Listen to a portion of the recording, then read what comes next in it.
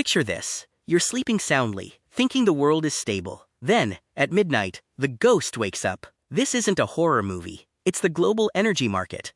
Most people look at an oil chart and see lines. I see a hole in the world's pocket the size of a crater. We're deep diving into the first 168 hours of the US-Iran conflict.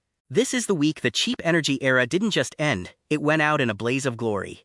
Welcome to HDIN Research's Postmortem of a Crisis. On February 28th, someone flipped the total war switch. 1,600 drones and missiles in 24 hours. To give you some context, that's like launching a drone every 50 seconds, all day, all night. This wasn't just a military spat. It was a targeted hit on how the world makes its money. When Ras Tanura gets hit, it's not just a fire. It's like someone putting a kink in the garden hose that waters the entire planet's economy. Now, let's talk about the Strait of Hormuz. Think of it as the world's carotid artery. 20 million barrels a day pass through here. Right now, it's blocked. That's enough oil to fill about 1,300 Olympic-sized swimming pools every single day. And right now, they're just stuck. If this artery stays clogged, the global economy doesn't just get a headache, it goes into full cardiac arrest. We didn't get here by accident. It was a domino effect. Day 1, we thought it was tactical. Day 2, the LNG plants, the guys who keep the lights on in Europe and Asia, started shutting down. By day 5, we weren't talking about geopolitics anymore. We were talking about ships on fire. It moved from a chess match to a bar fight in record time. Look at this week. Day 1, we thought it was just business as usual for a war zone. By day 2, the guys who keep the lights on in Europe and Asia, the LNG plants, started shutting down. By day 5, we're not even talking about missiles anymore, we're talking about commercial ships on fire. It's a 168-hour speedrun of how to break global logistics. Qatar and Saudi Arabia are usually the banks of the energy world, but even banks close when there's a riot in the lobby. Force majeure. That's just fancy lawyer speak for, we can't give you what you paid for because everything is on fire. When 25% of the world's LNG trade stops, it's like taking every fourth light bulb in the world and unscrewing it.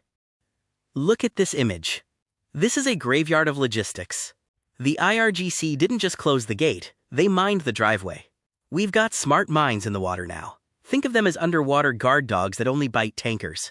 You can't just sail through that with a hope for the best attitude. You need a full naval escort, which, spoiler alert, is currently very busy elsewhere. Section 2. The money. Or rather, the lack of it. This is where we look at how the fear factor turned the global market into a hysterical mess. If you think the oil charts look bad, wait until you see the hidden costs. In the business world, we call this the oh crap tax. Brent Crude jumped $20 in a week. That's a 28% increase. Imagine if your local grocery store raised the price of bread by 30% overnight because the baker had a fight with his neighbor. That's exactly what's happening here, but the bread is the fuel for every plane, truck, and factory on Earth.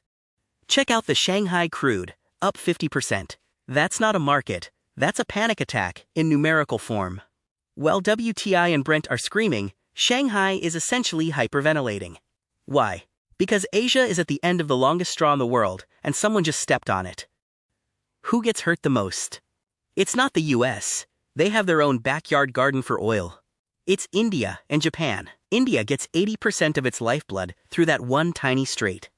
If Hormuz stays closed, India's manufacturing engine doesn't just slow down, it seizes up. It's the difference between having a full tank and walking to work. Here's the plot twist. Iran wanted to split the US from its allies, but they ended up doing the exact opposite. They basically forced the neighbors to stop arguing and join the same neighborhood watch. Saudi and UAE assets are now sharing intelligence like they're in a group chat with the US. The middle ground just disappeared. Section 3. The crystal ball. We've seen the wreckage. Now we need to know how deep the water gets. Is there a way out, or are we just getting started? What happens next? We've got 3 doors.